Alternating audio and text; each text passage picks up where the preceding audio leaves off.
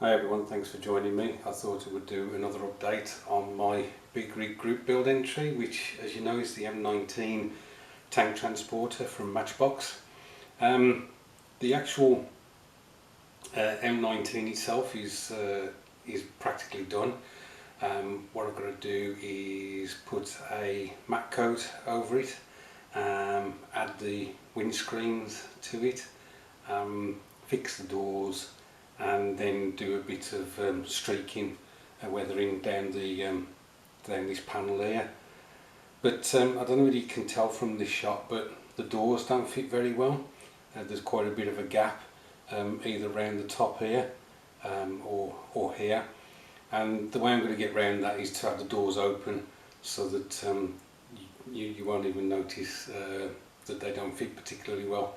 And I'll have that done on both sides, which means the driver figure may not be usable because his pose, he looks like he's resting his elbow on the sill here. So really enjoyed putting this together. What you may not have seen before was the scratches and the dinks on it. The scratches were done with a paler brown violet. I just added some yellow to it and then put loads of scratches on, and then in some of those scratches I added added a brown colour from Vallejo again in some of those scratches, and then finally within some of those brown areas I added a bit of rust to try and give the impression of a bit of wear and tear on the vehicle. If we just have a look at the trailer at the back. So there's the trailer, and just damaged and scratched, similar to the actual vehicle. Quite enjoyed doing this. I don't know whether I've done enough on the bed of the trailer where it will be scratched up quite considerably, and it'll be interesting to see what the matte coat does to these areas that I have put scratches on, to see whether it'll make them blend in a bit too much with the paintwork or whether it will highlight them. We shall see. Let me just show you how I'm getting on with the M40 gun carriage. So here it is, and I'm cracking on with it quite well.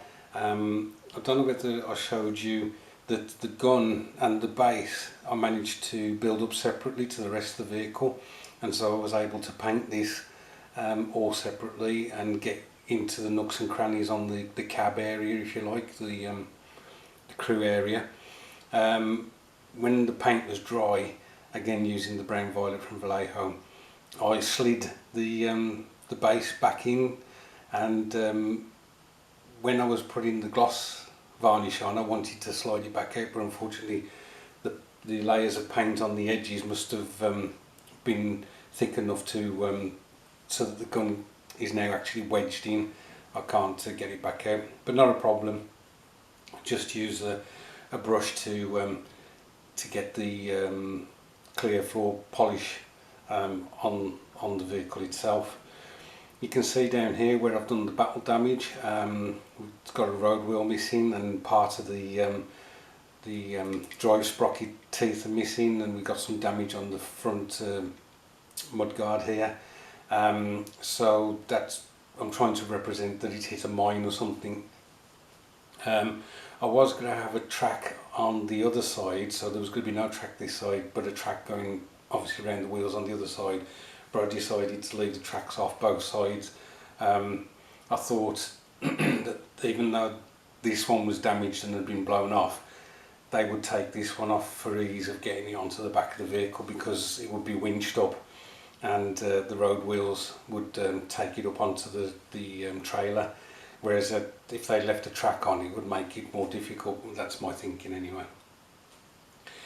I put a canvas bag over the front of the gun.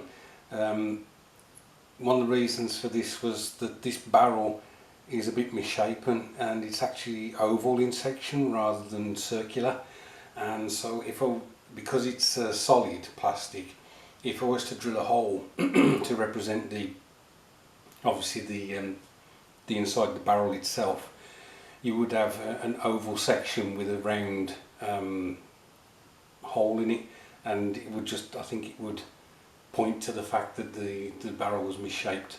So instead of doing that, I decided to throw a canvas bag over the top, and all that is a bit of tissue folded over and stuck down with watered down PVA. Once it was dry, I just trimmed it to give it a straight edge, so it looks like a purpose-made canvas bag. The strapping that you see here, that was from some of the rigging twine that you get from the sailing ships. I just found some in my drawer and decided to use that. So the hope is that once the decals are on and I've put another coat of varnish on, when I add the sludge wash, I will add a brown to this area, not a black, and that will accentuate the ropes and the creases in the bag. One mistake, well, it's not so much a mistake, but I'd forgotten that this vehicle, the decals for it are for two vehicles that served in Korea and another one that served in the British Army in the 1950s. So the decals, if I'd put them on, wouldn't have represented the World War II M40.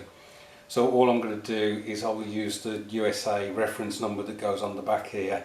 I think a star goes on here as well, both sides, and then I think a star at the front. I won't be putting any of the name decals on there. I think there's Arkansas something, and there's another one representative of a Korean War vehicle, so I won't put those on. It will look quite plain.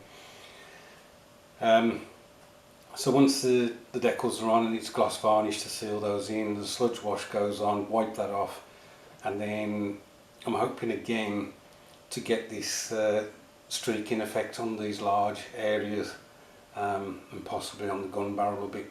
I will also do the scratches and dinks that I did, and I need to add some metallic finishes here where this has been blown off and where these are broken as well. So that'll be the next stage. I think this will be the last update before the final reveal, although I have got to do the base and paint the figures, so perhaps there will be one more update. Anyway, I hope your weekend is going well. It's Sunday, so I've got about 6 hours left to get some more work done on this, so I'm looking forward to doing that. Thanks ever so much for watching, guys, and I'll catch up with you soon.